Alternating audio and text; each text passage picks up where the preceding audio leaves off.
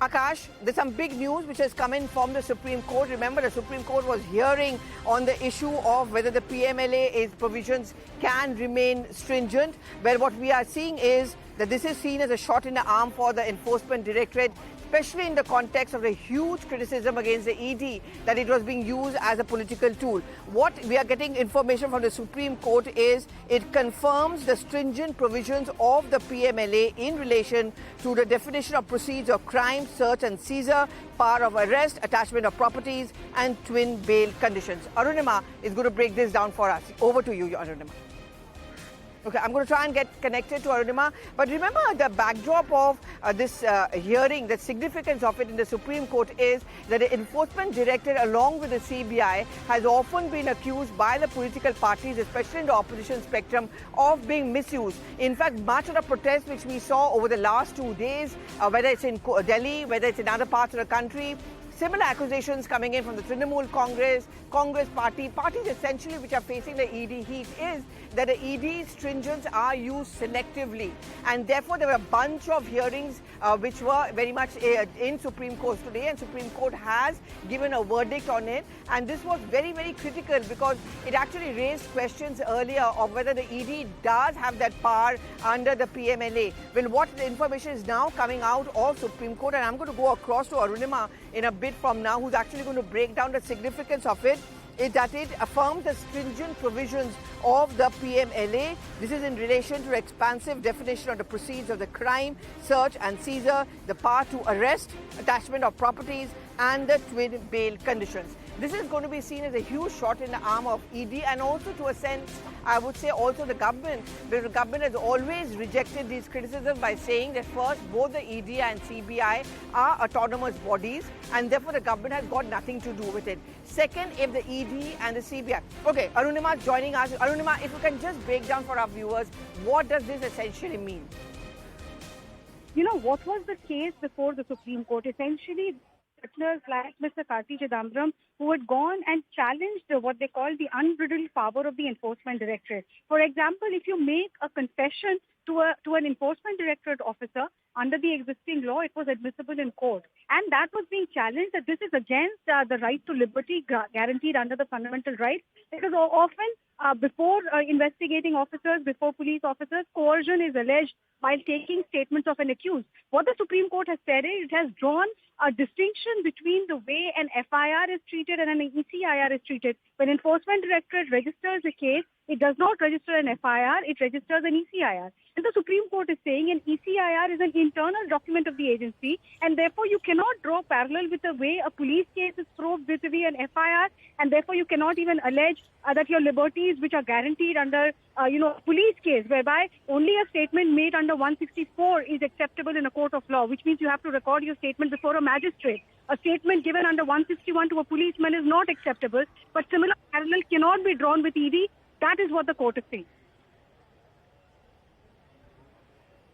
Okay, Ashish Maheshi is also joining us. Ashish, on a day like today, when the Congress is protesting on what they call the misuse of the ED, you think the Supreme Court verdict is going to come as a shot in the arm for the ED and for the CBI?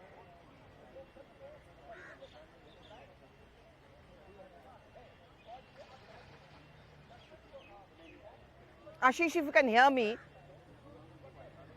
Okay, Arunima, the same question to you. Do you think the Supreme Court's verdict is going to come in a shot in the arm for the ED?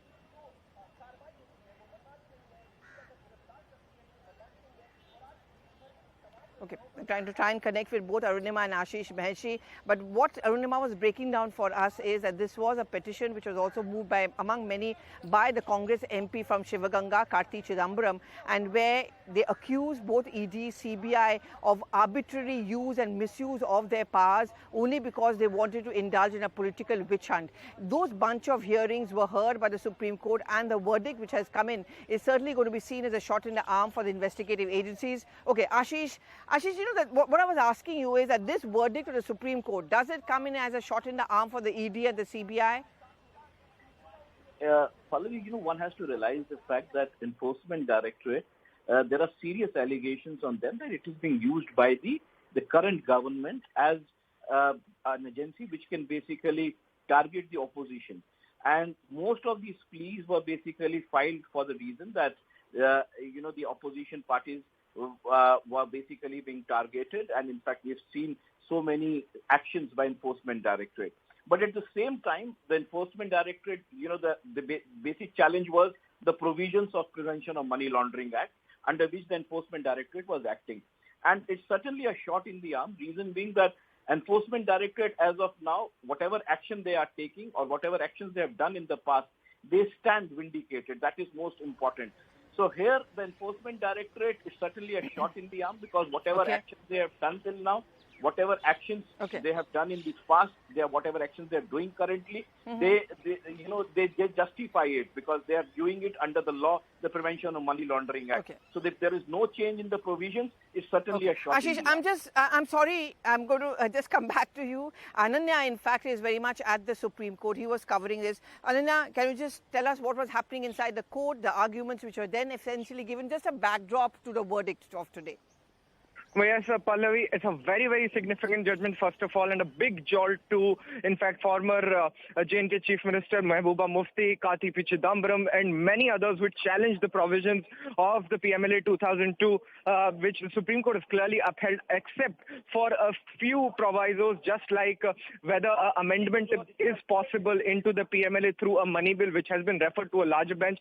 In fact, what has been upheld is, what I'll tell you, is that the ED officers are not police officials, and hence the statements under Section 50 are completely admissible in the court of law. Apart from that, it has also been upheld that the power of arrest, the special powers of arrest that have been given to ED officers are also upheld. Apart from that, Section 24 of the PMLA, which deals with the proof of burden on the accused person after the framing of charges, is also upheld by the Supreme Court, giving a very, very big win to the Enforcement Directorate. Now, going on to the arguments, Pallavi, the arguments that the centre had essentially given in were that the Section 19 with regards to the power of arrest has said that there are relevant safeguards and, in fact, stringent safeguards present in the Section 19, which makes it possible for an accused to get justice. And, in fact, the powers of arrest of the ED officials are very high, because only a deputy director or a director rank officer